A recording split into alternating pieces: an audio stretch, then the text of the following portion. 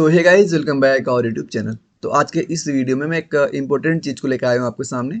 आपके बोर्ड में ना डिफरेंसेस पूछे जाते हैं कि इन दोनों के बीच में आप डिफरेंस लिखो। वो अच्छे खासे नंबर में भी आ सकते हैं, मतलब 5 मार्क में भी आते हैं और आपके 3 मार्क में भी आते हैं। तो मेरा मानना यह है ना कि हम क्वेश्चन कर लेते हैं जो ज़्यादा बार रिपीट हुए हैं।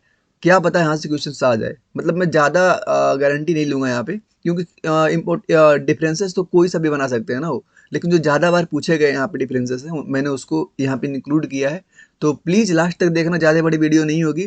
अगर मान लो यहाँ से आ जाता है और तुम देखे रहोगे और मेरी पीडीएफ पढ़े रहोगे तो आराम से क्वेश्चंस बन जाने वाले हैं तुम्हारे। ठीक है ना? तो चलो हम स्टार्ट करते हैं। सबसे पहले हम देखेंगे, रेडी हो गए आई होप। सबसे पहले हम देखेंगे डीएनए और आरएनए के बीच में डिफरेंसेस। तो यह क्वेश्चन ना देखो मल्टीपल ईयर में पूछा गया है ना, कितने 2 से 3 नंबर में क्वेश्चन आया है डीएनए और आरएनए में डिफरेंस बताना है। तो मेरा मानना ना कि जब भी तुमसे डिफरेंसेस पूछेगा तो तुम ऐसे हेडिंग ना लगा के, जैसे नहीं लिखते हो लोग कि जैसे मान लो सेकेंडरी और प्राइमरी पूछते हैं तो पहले प्राइमरी हेडिंग लगाओगे फिर नीचे सेकेंडरी लगाओगे। तो उससे बेस्ट तरीका होता है ना हम कॉलम बना के डिफरेंसेस बताएं। ठीक है ना? जैसे अगर मुझे डीएनए में और आरएनए में डिफरेंसेस बताना है ना, तो मुझे ऐसे एक कॉलम बनाओगे तो वह बेस्ट होगा। सबसे पहले यहाँ पे लिख दोगे आप एक्सपेक्ट, उसके बाद डीएनए और आरएनए। सबसे पहले देखो शुगर, डीएनए के अंदर कौन सी शुगर पाई जाती है और आरएनए के अंदर, तो इसके अंदर पाई जाती है डीऑक्सी राइबोज, इसके अंदर कौन सी राइबोज। स्टैंडर्ड की मैं बात करूं तो यह कैसा होता है डबल स्टैंडर्ड, और यह कैसा होता है सिंगल। नाइट्रोजनस बेस की अगर मैं बात करूं तो इसके अंदर थाइमीन की जगह, जहां पे डीएनए में थाइमीन होता है उसी की जगह पे आरएनए के अंदर यूरासिल होता है। और इसके अलावा जो 3 होते हैं एडेनिन ग्वानिन साइटोसिन, और सेम होते हैं डीएनए और आरएनए में दोनों में। स्टेबिलिटी जो, किसकी स्टेबिलिटी ज़्यादा होती है? डीएनए। किसकी स्टेबिलिटी? डीएनए की स्टेबिलिटी ज़्यादा होती है। रीजन अगर कोई पूछे तो मैं यहाँ पे तुमको रीजन ही बता देता हूँ। जो 2 नंबर का ऑक्सीजन होता है ना, अगर फिगर बनाओगे आप तो वहाँ पे 2 नंबर पे, कार्बन नंबर 2 पे ऑक्सीजन लगी होती है। आरएनए के अंदर डीऑक्सी, मतलब डीएनए में वो ऑक्सीजन खत्म हो जाती है, जिसके वजह से उसकी स्टेबिलिटी क्या हो जाती है? बढ़ जाती है। ठीक है ना? रिएक्टिविटी क्या हो जाती है? घट जाती है। तो थर्ड क्वेश्चन हो गया, थर्ड टॉपिक हो गया आपका। फोर्थ है फंक्शन। फंक्शन आप अगर जानोगे तो देखो, स्टोर जेनेटिक इन्फॉर्मेशन। डीएनए जो होता है जेनेटिक इन्फॉर्मेशन को स्टोर करता है और आरएनए ट्रांसफर करता है जेनेटिक इन्फॉर्मेशन को, और प्रोटीन के सिंथेसिस में भी आरएनए मदद करता है। लोकेशन कहाँ पे पाए जाते हैं? यह न्यूक्लियस के अंदर मेनली पाया जाता है डीएनए, और न्यूक्लियस और साइटोप्लाज्म दोनों में पाया जाता है आपका आरएनए। क्लियर है यहाँ तक? टाइप की अगर हम बात करें तो वह डीएनए ओनली 1 टाइप का होता है। आरएनए आपके 3 टाइप्स के होते हैं, एमआरएनए, टीआरएनए और आरआरएनए। देखो पहला क्वेश्चन, अगर मैं बोलूँ ना ऐसे, अगर ये क्वेश्चन 5 मार्क का होता है ना भाई, तब भी इतना जो जितना मैंने लिखवा दिया डिफरेंसेस सफिशिएंट था।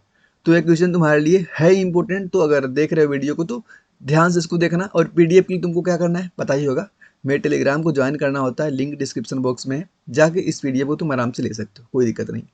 अब बात करते हैं हम क्वेश्चन नंबर सेकेंड की, जहाँ पे बताना है आपको डिफरेंस किसके बीच में? माइटोसिस और मियोसिस के बीच में। अब तुम सोचोगे कि माइटोसिस और मियोसिस की बात भैया तो क्लास 11th में सेल डिवीजन वाले चैप्टर में लिखा है अच्छे से, लेकिन यहाँ पे कैसे पूछ सकते हैं? बिल्कुल पूछ सकते हैं भाई। मियोसिस और माइटोसिस का जिक्र पूरे क्लास 11th और 12th की बायोलॉजी में होता है, तो बिल्कुल ये क्वेश्चन आपसे पूछा जा सकता है। तो देख लो, सबसे पहले सेल टाइप की अगर हम बात करें तो जो माइटोसिस होता है ना, वो सोमैटिक सेल के अंदर होता है। सोमैटिक सेल किसको बोलते हैं? जनरेटिव सेल को छोड़ के ना हमारे अंदर के जो भी सेल्स होती हैं सारी सोमैटिक सेल होती हैं। और मियोसिस होता है हमारे जर्म सेल, जैसे स्पर्म और एक कैसी जर्म सेल है, और हमारी बॉडी की जो सेल है ना वो कैसे सेल है? सोमैटिक सेल है। नंबर ऑफ डिवीजन की अगर हम बात करें तो माइटोसिस में 1 डिवीजन होता है और मियोसिस में 2 डिवीजन्स होते हैं। डॉटर सेल की अगर हम बात करें तो माइटोसिस के अंदर 2 बनती हैं और दोनों जेनेटिकली कैसी होती हैं? सिमिलर होती हैं। इसमें 4 बनती हैं और इसमें कैसी होती हैं? जेनेटिकली होती हैं। ठीक। नेक्स्ट देखो, क्रोमोसोम नंबर की अगर हम बात करें तो माइटोसिस के अंदर कैसा होता है? आपका डिप्लॉइड्स होता है, और मियोसिस के अंदर हेप्लॉइड्स होते हैं। ठीक है ना? क्रॉसिंग ओवर की अगर हम बात करें, क्रॉसिंग ओवर की, तो माइटोसिस में अब्सेंट होता है और मियोसिस में प्रेजेंट होता है। कहाँ पे? प्रोफेज फर्स्ट में होता है, प्रोफेज फर्स्ट में। ठीक है ना? क्रॉसिंग ओवर अभी कहाँ पे होता है? ये होता है आपका पैकिटिन में। ठीक है ना? पैकिटिन में होता है क्रॉसिंग ओवर। डिप्लोटिन में आपका वहाँ पे कियासमेटा बनता है। पर्पज क्या है भाई? पर्पज ग्रोथ एंड रिपेयर का पर्पज होता है माइटोसिस का। माइटोसिस का काम असली क्या होता है? ग्रोथ करवाती है और उसकी रिपेयर करवाती है। इसका काम होता है भाई मियोसिस का गैमेट को फॉर्मेशन करना। तो यह दोनों क्वेश्चंस तुम्हारे कवर। बात करते हैं क्वेश्चन नंबर 3 की, जहाँ पे तुमसे एपोमेक्सिस और पार्थिनोकार्पी पूछा जाएगा। किस चैप्टर की बात हो रही है यहाँ पे? Sexual reproduction in flowering plants का लास्ट 2 हेडिंग यही लिखा है, ठीक है ना। शायद यह दोनों टॉपिक हट चुके हैं आपके, शायद, लेकिन मैं बता देता हूँ कि कोई रिस्क लेना इस टाइम पे बेहतर नहीं है। ईयर देख लो 19 और 20 में। सबसे पहले definition, apomixis A sexual reproduction of the seed, seed के अंदर होने वाला सेक्सुअल रिप्रोडक्शन को ही आप एपोमेक्सिस बोलते हो। Parthenocarpy, formation of fruit, fruit बन जाता है ना बिना ही क्या फर्टिलाइजेशन का हो, मतलब फर्टिलाइजेशन होगा तभी क्या बनेगा, तुम्हारा फ्रूट बनेगा, लेकिन अगर बिना फर्टिलाइजेशन हुए ही बन जाता है ना तो उसको हम बोलते हैं पार्थिनोकार्पी। फर्टिलाइजेशन एपोमेक्सिस में अब्सेंट होता है, और पार्थिनोकार्पी में भी कैसा होता है, अब्सेंट होता है। देख ही रहे हो ना, क्योंकि यहाँ पे भी नहीं हो रहा है फर्टिलाइजेशन, और यहाँ पे ए सेक्सुअल रिप्रोडक्शन जो हो रहा है ना, लाइक मतलब एक सेक्सुअल लाइक स्ट्रक्चर होता है, ए सेक्सुअल रिप्रोडक्शन नहीं होता है, ये बात ध्यान देना। अगर मैं प्रोडक्ट की बात करूँ तो एपोमेक्सिस प्रोडक्ट सीड्स होता है, और इसका जो प्रोडक्ट होगा ना वो सीडलेस फ्रूट, उसके फ्रूट में सीड नहीं पाई जाएंगी। एग्जाम्पल जैसे यहाँ पे मैंगो हो गया और सिट्रस हो गया, किसके अंदर एपोमेक्सिस का एग्जाम्पल दो तुमको याद करना है, सिट्रस और मैंगो। पार्थिनोकार्पी के एग्जाम्पल दो, बनाना और ग्रेप्स। बनाना और ग्रेप्स जो होते हैं कैसे होते हैं, तुम्हारे सीडलेस फ्रूट होते हैं, मतलब इनका जो फ्रूट का फॉर्मेशन होता है फर्टिलाइजेशन के बिना ही हो जाता है, इसलिए इसके अंदर क्या नहीं पाई जाती, सीड्स नहीं पाई जाती। कोई दिक्कत नहीं है यहाँ तक। आओ अगले क्वेश्चन को, क्वेश्चन नंबर 4 इंपॉर्टेंट है, डिफरेंस पूछेंगे आपसे oogenesis एंड स्पर्मेटोजेनेसिस के बीच में। तो सबसे पहले जो oogenesis होता है कहाँ पे होता है, लोकेशन बताओ, ओवरी के अंदर होता है, ठीक। और तुम्हारा स्पर्मेटोजेनेसिस कहाँ पे होता है, मेल के अंदर होता है, टेस्टिस में, ठीक।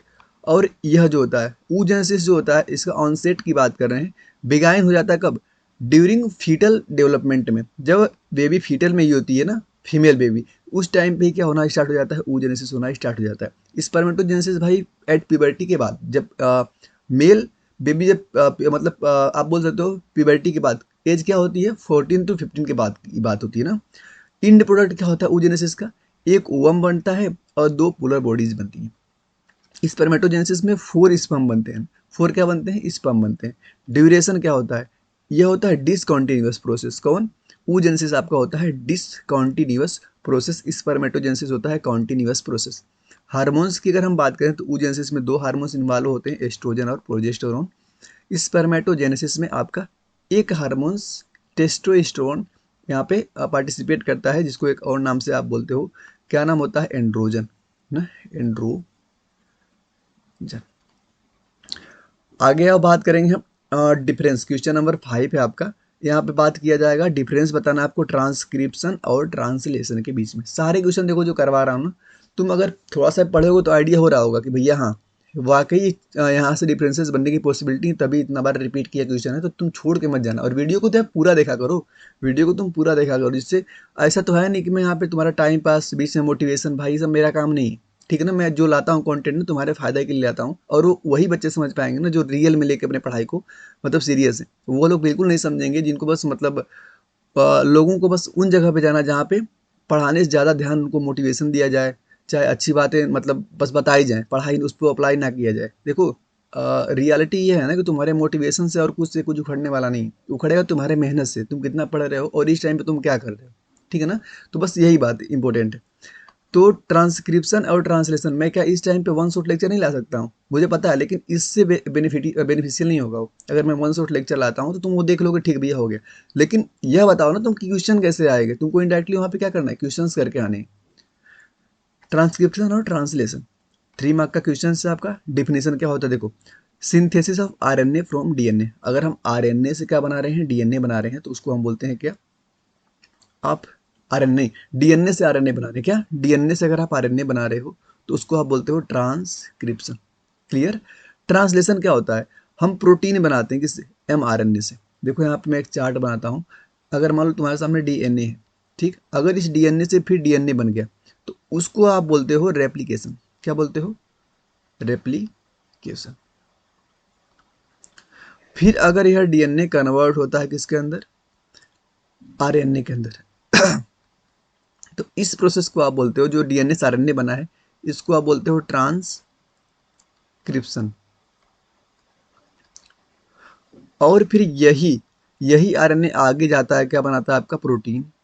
क्या बनाता है, प्रोटीन। तो इस प्रोसेस को आप बोलते हो ट्रांसलेशन, ट्रांसलेशन। इस चार्ट को ध्यान देना, एनसीईआरटी में सेंट्रल डोगमा नाम से एक टॉपिक बना के नीचे लिखा है, ठीक है ना, सेंट्रल डोगमा, तो इसको ध्यान देना, इसी को बोलते हैं सेंट्रल डोगमा। तो बोल रहे हैं ना कि आरएनए बना रहे हो उससे डीएनए से, तो उसको ट्रांसक्रिप्शन बोल रहे हो, ठीक। यहाँ पे प्रोटीन बना रहे हो एमआरएनए से, उसको ट्रांसलेशन बोल रहे हो। एंजाइम कौन इन्वॉल्व होती है ट्रांसक्रिप्शन के अंदर? वो होती है आरएनए पॉलीमरेज। आरएनए पॉलीमरेज जो होती है वो ट्रांसक्रिप्शन के अंदर इन्वॉल्व होती है। राइबोसोम किसके अंदर? ट्रांसलेशन के अंदर कौन इन्वॉल्व होता है? Ribosome enzyme. टेम्पलेट की अगर हम बात करें, इसके अंदर डीएनए होता है और इसके अंदर एमआरएनए होता है। लोकेशन न्यूक्लियस होती है ट्रांसक्रिप्शन की, इसकी होती है साइटोप्लाज्म। ध्यान देना, जो प्रोटीन बनता है ना हमारी, वो साइटोप्लाज्म के अंदर बनता है, ठीक है ना। प्रोडक्ट देख लो आप, इसके अंदर एमआरएनए, टीआरएनए, आरआरएनए तीनों बन सकते हैं, और इसके अंदर पॉलीपेप्टाइड चेन बनती है। एक अगर चेन बनती है तो उसको आप बोलते हो क्या? Peptide chains. बहुत सारी चेन बन जाती हैं, पेप्टाइड्स पेप्टाइड्स पेप्टाइड्स, तो उसको बोलते हो आप पॉलीपेप्टाइड चेन। और वही पॉलीपेप्टाइड चेन मिलकर क्या बनाती है? आपका प्रोटीन्स बनाती हैं। प्रोटीन्स की जो बेसिक यूनिट होती है ना, उसको अमीनो एसिड बोलते हैं। दो अमीनो एसिड के जो बीच में बॉन्ड बनता है उसको आप क्या बोलते हो? पेप्टाइड्स बॉन्ड बोलते हो। नेक्स्ट डिफरेंस आपके बीच में है प्रोकैरियोट्स और यूकैरियोट्स। तो सोचोगे भैया यह क्वेश्चन तो मतलब कैसे पूछ सकते हैं, देख लो एक बार, आई होप कि तुमको पता ही होगा। उतना वैसे क्वेश्चन है नहीं कि तुम मतलब नहीं कर पाओगे, और नहीं आएगा क्वेश्चन, क्योंकि इतना इजी भी अभी नहीं आएगा, क्योंकि अभी आपका जो एग्जाम है ना कंपटीशन पे शिफ्ट हो गया है। तो देखो, सबसे पहले प्रोकैरियोट्स जो होते हैं ना, उनके अंदर एब्सेंट होता है न्यूक्लियस, और यूकैरियोट्स में प्रेजेंट होता है। ऑर्गेनेल्स की अगर बात करें तो नो मेम्ब्रेन बाउंड्स ऑर्गेनेल्स कोई नहीं होते हैं, और इसके अंदर मेम्ब्रेन बाउंड्स ऑर्गेनेल्स प्रेजेंट होते हैं। राइबोसोम का टाइप देखो, राइबोसोम दो टाइप का होता है, 70S और एक होता है 80S। तो 70S भाई इसमें पाया जाता है प्रोकैरियोट में, इसमें 80S पाया जाता है। सेल डिवीजन की बात करूँ तो इसके अंदर बाइनरी फिजन होता है, जो कि एसेक्सुअल का टाइप है। इसके अंदर माइटोसिस और मियोसिस दोनों हो सकते हैं, ठीक। आगे आओ, यह क्वेश्चन थोड़ा सा इंपॉर्टेंट है, क्वेश्चन देख लो। इनेट और एक्वायर्ड इम्यूनिटी की बात यहाँ पे हो रही है, इनेट और एक्वायर्ड इम्यूनिटी की। तो सबसे पहले डिफिनीशन देख लो इनेट की। यह काम करती है हमारी नेचुरल डिफेंस मैकेनिज्म के अंदर, जो कि बर्थ के प्रेजेंट एट बर्थ के टाइम पे ही हमारे अंदर आ जाती है। नाम क्या है? Innate immunity. जो एक्वायर्ड इम्यूनिटी होती है ना भाई, वो हमको बर्थ के बाद प्रोवाइड की जाती है, ठीक है ना। तो इसको आप बोलते हो immunity developed after exposure to the antigen. जैसे यह जो होती है ना हमारे अंदर नहीं होती है। अगर हमारे अंदर कोई पैथोजन अटैक करता है तो हमारे अंदर वो कोई एंटीबॉडी बनती है, जिसको आप बोलते हो, मतलब तब हमारे अंदर इम्यूनिटी डेवलप्ड होती है, जिसको आप बोलते हो एक्वायर्ड इम्यूनिटी, समझे।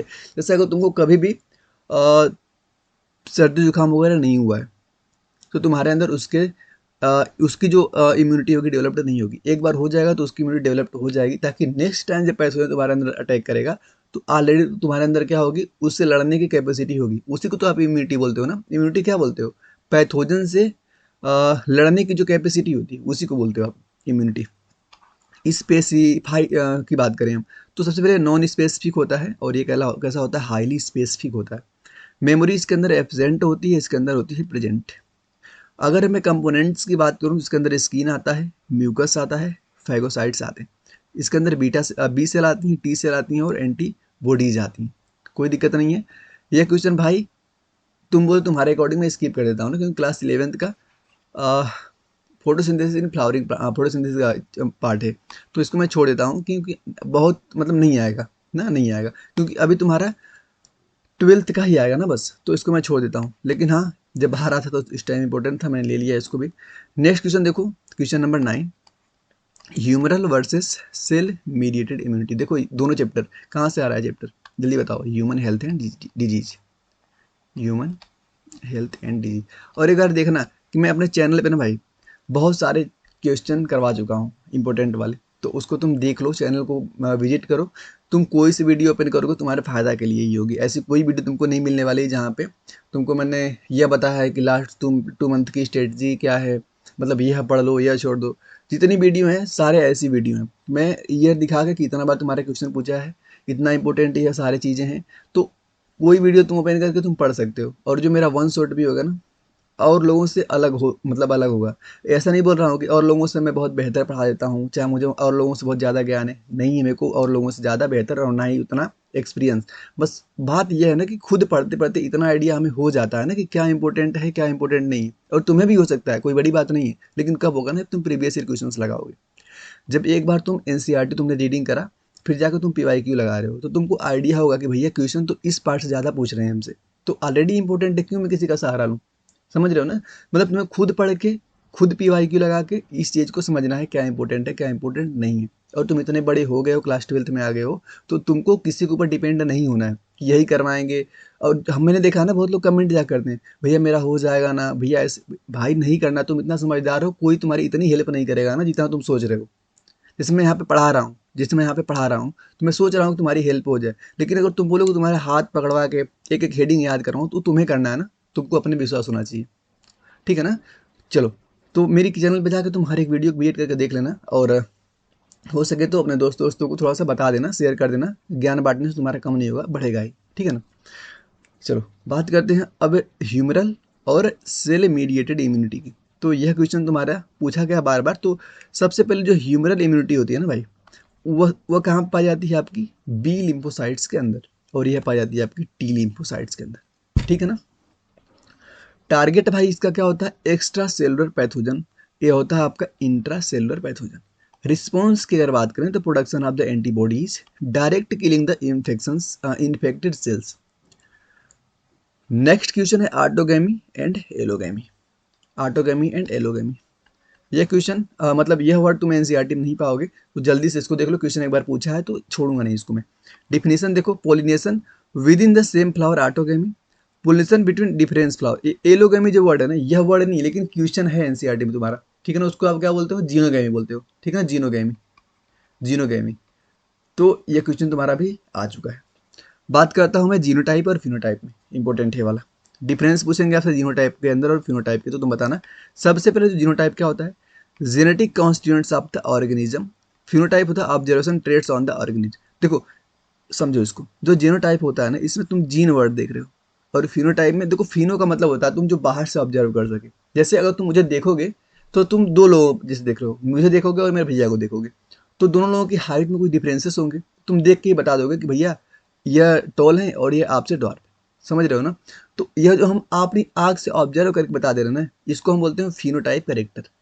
लेकिन अगर मैं जेनेटिक की बात करूं, तो अंदर का जो जीन है हमारा और उनका, तो उसको तुम नहीं बता सकते, क्योंकि जेनेटिक इन्फॉर्मेशन के लिए भाई हमें सेल्स के अंदर जाना पड़ेगा। ठीक है ना? तो जो चीज़ हम देख नहीं सकते ना, उसको हम बोलते हैं जीनोटाइप।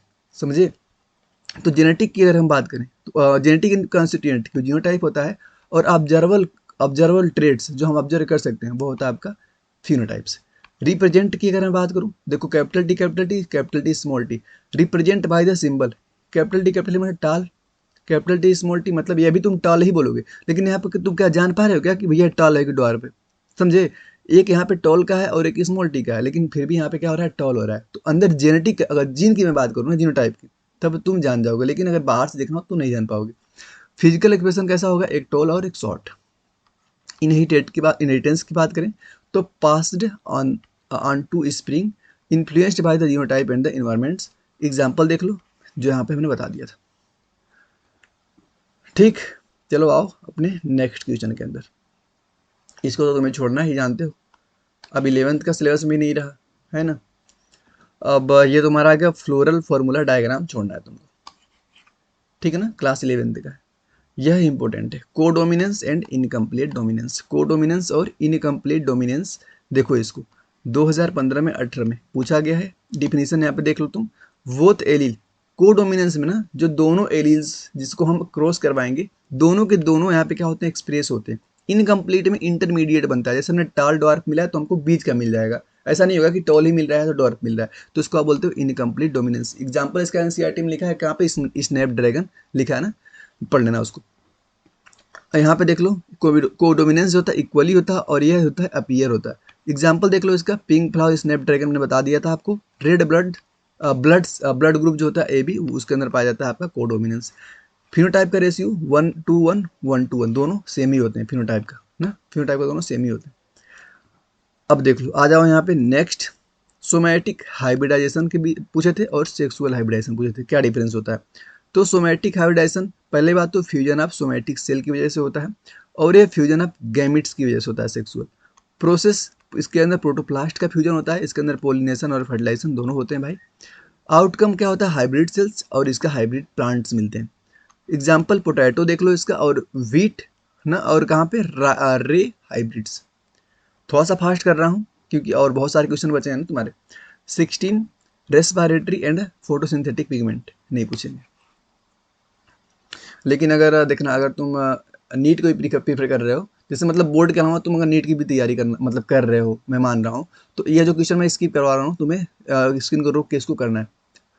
जो लोग बोर्ड के अलावा मेडिकल में भी अगर हैं, तो उनको इन क्वेश्चन को जो मैं बोल रहा हूँ ना कि भाई स्किप कर दो, नहीं स्किप करना है तुम्हें क्या करना है, मतलब तुमको स्क्रीन को रोकना है और एक बार पढ़ना है। जो लोग ओनली बोर्ड को ही प्रीफर कर रहे हैं, तो वह इन क्वेश्चन को अभी छोड़ दो, ठीक है ना। चलो आओ, नेक्स्ट क्वेश्चन है, डिफरेंस बताना है आपको। Pollinated by wind and pollination कहाँ से, इंसेक्ट के बीच में। चलो देखो, सबसे पहले विंड पोलिनेशन जो होती है कहाँ पे होती है, किस फ्लावर में अंदर होती है, स्मॉल, और कैसे होनी चाहिए, जो कलर नहीं होते, लार्ज, इसमें जो होता है लार्ज होता है और कलरफुल और फ्रेगनेंट होना चाहिए। पोलन कैसा होता है आपका, लाइट और ड्राई, इसके अंदर स्टिकी और स्पाइनी होता है। एग्जाम्पल देख लो, मेज और वीट कैसे होते हैं, विंड पोलिनेशन, सनफ्लावर और रोज कैसे करते हैं, इंसेक्ट का पोलिनेशन। ये क्वेश्चन 18, एडाप्टिव रेडिएशंस और कन्वर्जेंट एवोल्यूशन की अगर हम डिफरेंस देखें, तो diversification of the species into the new forms, जिसको आप बोलते हो एडाप्टिव रेडिएशन। कन्वर्जेंट एवोल्यूशन की अगर बात करूं, तो unrelated species developed similar traits. दोनों की डिफिनेशन आप समझ। एग्जांपल डार्विन फिंचेस, जो कि एडाप्टिव रेडिएशन के अंदर आती हैं। Wings in bats and birds आती है कन्वर्जेंट के अंदर। कोच डिफरेंट इकोलॉजिकल निके, सिमिलर इन्वायरमेंटल प्रेशर। ठीक है भाई, आओ नेक्स्ट। देखो ये चैप्टर भी बहुत इंपॉर्टेंट है, मैंने अभी इसको करवाया नहीं एवोल्यूशन को, लेकिन चैप्टर इंपॉर्टेंट है वाला भी। तो आर्टिफिशियल सिलेक्शन और नेचुरल सिलेक्शन में बताना है ना तुमको डिफरेंस। देखो, आर्टिफिशियल सिलेक्शन की डिफिनेशन, सिलेक्शन बाय ह्यूमन करता है। सिलेक्शन बाय नेचर, नेचुरल को नेचर सेलेक्ट करती है। स्पेसिफिक ट्रेट होता है, पर्पज इसका होता है सर्वाइवल ऑफ फिटनेस, नेचुरल का। एग्जाम्पल देख लो, breeding of dogs, peppers, moth evolution. यहाँ तक क्लियर। देखो 20 क्वेश्चन करवा के 10 क्वेश्चन बचेंगे तुम्हारा, 30 क्वेश्चन लाया था मैं, तो 30 क्वेश्चन तुम मेरे टेलीग्राम पे आ जाना, वहाँ पे तुम डिफरेंसेस पढ़ लेना। 20 क्वेश्चन मैं यहाँ पे करवा देता हूँ, क्योंकि वीडियो ज़्यादा बड़ी होती है, तुम पूरा देखते नहीं हो, ठीक है ना। तो यहाँ से मुझे ही तुम हौसला मेरा खत्म होता है कि भाई इतना खराब तो नहीं बता रहे हैं कि लोग मतलब पूरी वीडियो भी नहीं देख रहे। पता है, पहले जज कर लेते हैं, पहले क्या कर लेते हैं, जज कर लेते। चैनल नया है, अभी 3 सब्सक्राइबर हुए हैं, तो भाई ऐसा करते हैं कि नहीं देखते नहीं करना होता है ऐसे। प्राइमरी और सेकेंडरी, तो इस क्वेश्चन को नहीं करना है। कैसे नहीं करना है, जाना सिलेबस खोल के देखना, सक्सेशन टॉपिक तुम्हारा डिलीट है, ठीक है ना। तो तुम बोलो भैया लाए क्यों, मैंने इसलिए लाया ना भाई, क्योंकि हमें पढ़ना है, मुझे पढ़ना है, क्योंकि मैं तुमको पढ़ाता हूँ, साथ में मेरा भी प्रिपरेशन होता है, हमें भी एग्जाम देना है ना। तो इसलिए मैं लेके आता हूँ, क्योंकि मैं इसको मतलब मैं पढ़ूंगा इसको, क्योंकि हमारे यहाँ नीट में सिलेबस भले ही बाउंड है, लेकिन कहाँ से दे देंगे तो उसका कुछ आइडिया नहीं है, तो इसलिए तुम छोड़ देना इसको। चलो अब यहाँ से तुम्हारे बचे हैं 10 क्वेश्चन तुमको आना पड़ेगा, टेलीग्राम पे ज्वाइन कर लेना लिंक। धन्यवाद, और अभी तक वीडियो देख रहे हो तो लाइक, और अगर नए थे तो चैनल के सब्सक्राइब करके यहाँ से जाना, ताकि नेक्स्ट वीडियो की नोटिफिकेशन तुम्हारे पास आ जाए। धन्यवाद।